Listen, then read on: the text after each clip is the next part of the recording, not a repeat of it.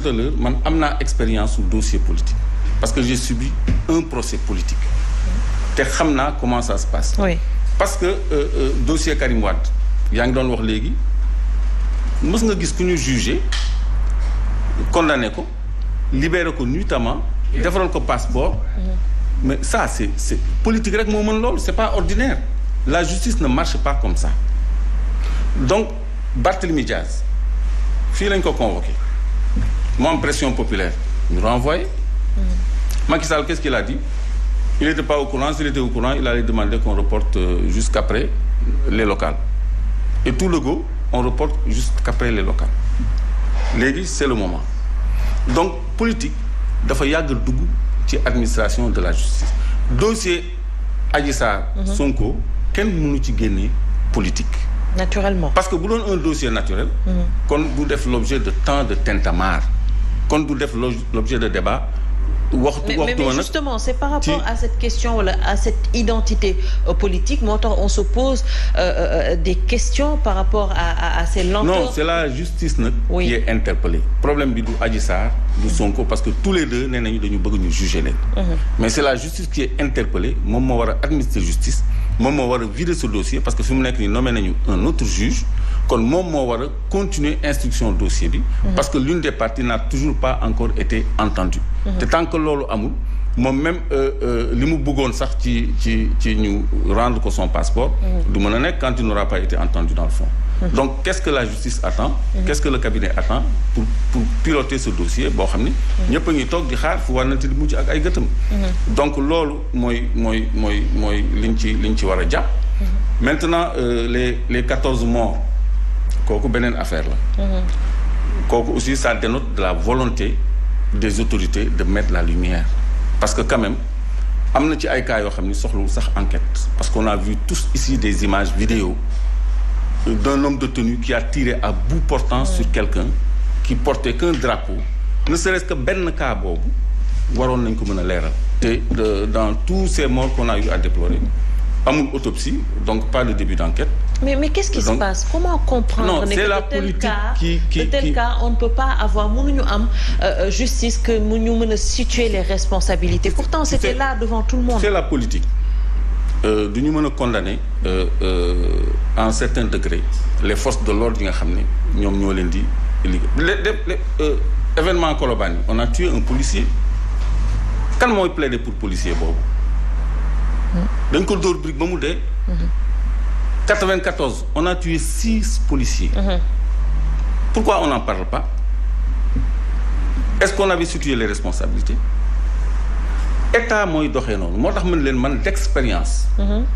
xam naa ni les 14 morts la responsabilité va aller du côté de l'État parce que l'État répond des agissements des forces de l'ordre. Même bu waree nekk le censeur mooy celui qui prend des sanctions quand il y a bavure. Tu ne peux pas parfois scier la branche sur laquelle tu es assise. Loolu mooy tax ñuy def chape de plomb sur des dossiers qui impliquent directement les forces de l'ordre. Parce que suba boo leen soxlaa doo leen mën a utiliser. Maintenant les familles et la société civile ñoo war a porter le combat pour ñu dem même bu ñu amul sax parce que le président de la République, il avait promis une indemnisation des victimes. Effectivement. Mais on a vu que c'est le khalife qui a finalement indemnisé les victimes. Donc, moom waxu ci yeeyu ci yàbbi ci. Donc, ils sont tous interpellés pour nous traiter cette affaire-là, pour rendre justice à ces martyrs. Ils ne sont pas morts par hasard. Alors, Gadiaga, j'ai l'impression que vous avez voulu rebondir sur ces propos. gis nga mooy li may wax noonu rek concept ku dee yaa perte bi ñu bëgg a xaw a dugal suñu bopp. Clédor mi ngi wax les familles la société civile. Mais nous les politiques yi nga xam ne ñooy woote pour nit ñi génn nag. ñun bu ñu wootee ba nit ñi génn.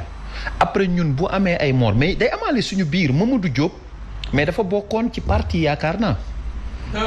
bokkul ci parti.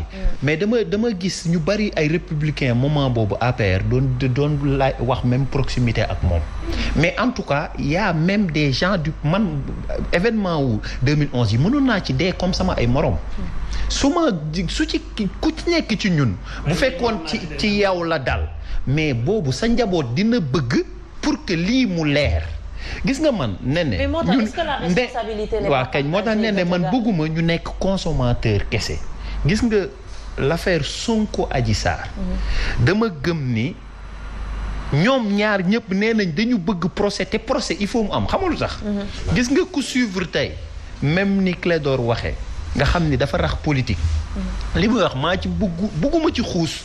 mais procès Khalifa Sall man dama nekkoon témoin.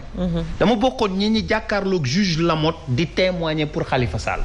di ko wax ni ku kii bu fekkee sàcc na man sàcc laa parce que budget bi ba ñuy voté rubrique dépenses diverses ak nangam nii ak nii la demee di dem di wuy ji kon kenn gënumaa xam rythme bi ñu ko defee ak ni ñu ko defee ak nañ ñu doon entendre dama ni procès bi gis nga procès bi bu laalee politique nii surtout année bi ñu jëmaat année bi ñuy jëm nii 2023 année préélectorale la effectivement kon procès buy am il faut mu am ci at mii parce que année bi ñu jëm bu dee tàng moo nar a gën a tàng.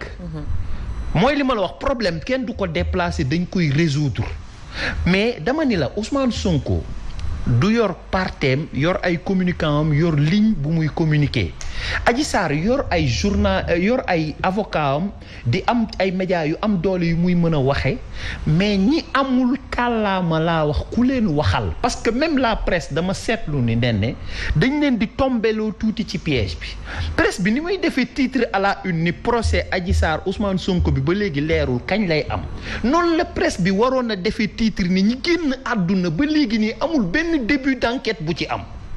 Oui, mais non, ça également, Gadiaga, la presse en a parlé, wax nañ ci waxaat ci. Mais et les acteurs politiques dans tout ça. moo tax man par exemple tey en tant que ban acteur politique ngay gis. moo tax man tey en tant que acteur politique. que dañoo war a faire la lumière sur cette affaire. moo tax sànq man en tant que acteur politique boo ma waxee sànq ba léegi ma wax la procès bi dafa war a am c'est une citoyenne sénégalaise bu jiñ un citoyen sénégalais procès war a am ma leeral ko mais à chaque fois damay wax la première priorité des priorités c'est bakkan bu rot te dafa am lu ma li tax ma fay bëgg di fa taxaw dafa am fu ñu jaar ba jàll fii histoire taarix pour jàng la dañ ni la stade Demba Diop 8 bakkan moo dee même société bi mi ngi am ba léegi ay marché dañ ni la boo fa bayoot ba léegi ñun amuñu ci lu leer dañu ni ba léegi Fodé Ndiaye je l'ai dit ak Mamadou Diop ñu doon ay jeunes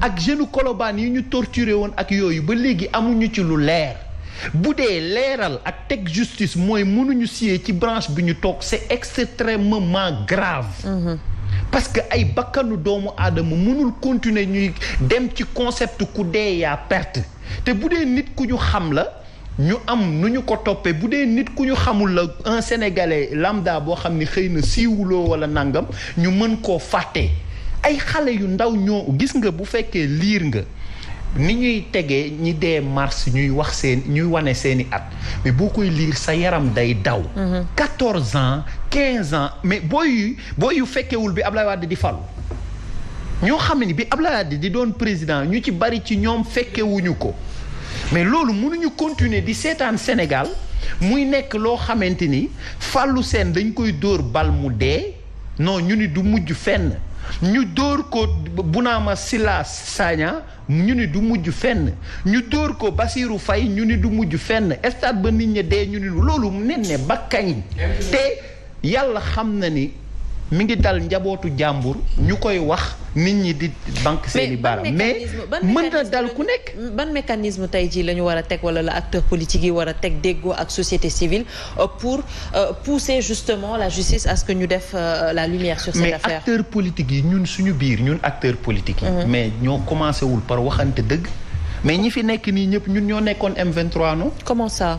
non attends par exemple ñun ñooy àndaloo nekk di xeex dans l'opposition supposons ñu farandoo tey. man ak Pouy mi ñu nekkandoo opposition. ñu xëy tey mooy li ñu dal 2011 par exemple. oui mais quand man mënumaa comprendre ñu pare li xew noonu Arona Sy man am promotion Ousmane Ngom répondrul benn yoon de ses actes.